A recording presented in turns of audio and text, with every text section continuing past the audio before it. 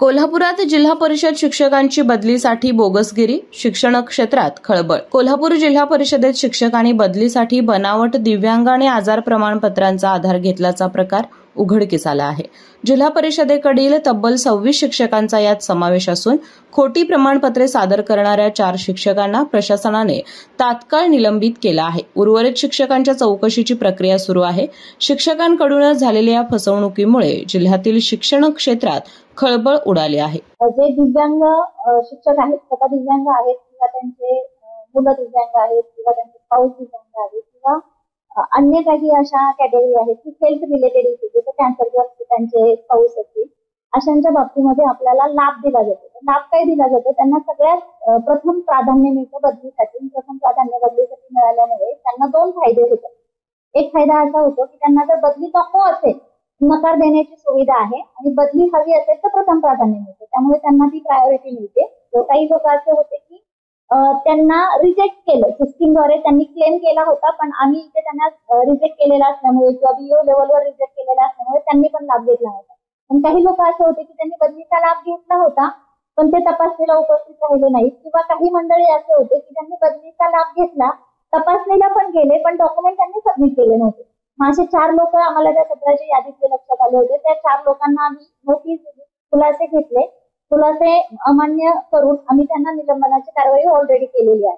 आता हे जे टोटल आम्ही 356 लोक तपासणीसाठी दिलेले होते, ह्या 356 पैकी 355 शिक्षकांचे अहवाल, रिव्हेरिफिकेशनचे अहवाल आमच्याकडे प्राप्त आहेत आणि ह्या 355 पैकी आमचे 302 शिक्षक असे आहेत की फाउंड म्हणजे व्हेरीफाईड अँड फाउंड करेक्ट असा फिगर आलेला आहे.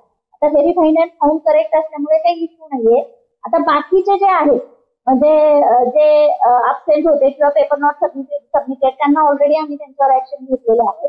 आता बाकीच्या अजून 1-2 कॅटेगरी अशा आहेत की जे अवेटेड आहेत रिपोर्ट, त्यांचे बेरा टेस्ट आहे, म्हणजे ते बहिरेपणा आहे, बहिरेपणाचा ज्यांनी क्लेम केलेला आहे त्यांची एक ऍडव्हान्स टेस्ट आहे. त्या टेस्टसाठी त्या 4 लोकांना पाठवलेले आहेत आणि समथिंग पुढे ससून हॉस्पिटलला आणि जे हॉस्पिटलला जे रेफर केलेले आहेत असे 15 लोक आहेत तिथे नेक्स्ट लेवलला तपासणीसाठी रेफर केलेले आहेत. त्यामुळे त्यांचे रिपोर्ट अवेटेड आहे. रिपोर्ट अवेटेड असल्यामुळे त्यांच्यावर देखील आम्ही कारवाई करणार नाही. पण आमच्याकडे असे काही मंडळी मिळालेले आहेत की UDID card deactivated, UDID certificate surrendered, no record found on UDID, त्यानंतर व्हेरीफाईड अँड फाउंड इनकरेक्ट असे शिक्षकांची यादी आमच्याकडे प्राप्त झालेली आहे. तर असे आमच्याकडे 22 शिक्षक आहेत. आता ह्या ज्या कॅटेगरी सांगितलं की ज्यांचं इनकरेक्ट सापडले, ज्यांचं डिऍक्टिव्हेटेड आहे, ज्यांचं सरेंडर केलेलं आहे किंवा रेकॉर्ड फाउंड नाहीये किंवा रेकॉर्ड मॅच होत नाही असे रिपोर्ट आम्हाला त्यांचं जे वैद्यकीय मंडळ आहे सीपीआर मधलं वैद्यकीय मंडळाच्या आम्हाला आदेश प्राप्त झालेले आहेत. त्यामुळे आम्ही आता ह्या 22 लोकांवर पुढील कारवाई करणार. आता ऍक्च्युअल आमचं पहिली स्टेप असणार आहे की आज आम्ही त्यांना सगळ्यांना नोटीस देणार आहे. नैसर्गिक न्यायतत्वानुसार कुठलीही गोष्ट प्रशासनामध्ये जर आपल्या लक्षात आली तर आपण त्यांना खुलासा करायची संधी देतो. त्यामुळे आज शिवसरांच्या नोटीस जाईल, त्यांना आम्ही खुलासा करण्याची संधी देऊ, कारण आमच्या रेकॉर्डवर हे आलं याच्याबाबत तुमचं काय मत आहे त्यांना त्यांची बाजू मांडण्याची संधी दिली जाईल.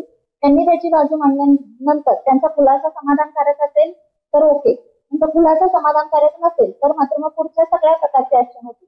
त्याचं निलंबन होईल, गरज लागली तर गुन्हा दाखल होईल, गरज लागली तर त्यांचे यूडीआयडी कार्ड कॅन्सल करण्यासाठी सुद्धा पत्रव्यवहार केला जाईल, दिव्यांग कल्याण विभागाकडे देखील पत्रव्यवहार केला जाईल, आरडीडी विभागाकडे पण पत्रव्यवहार केला जाईल.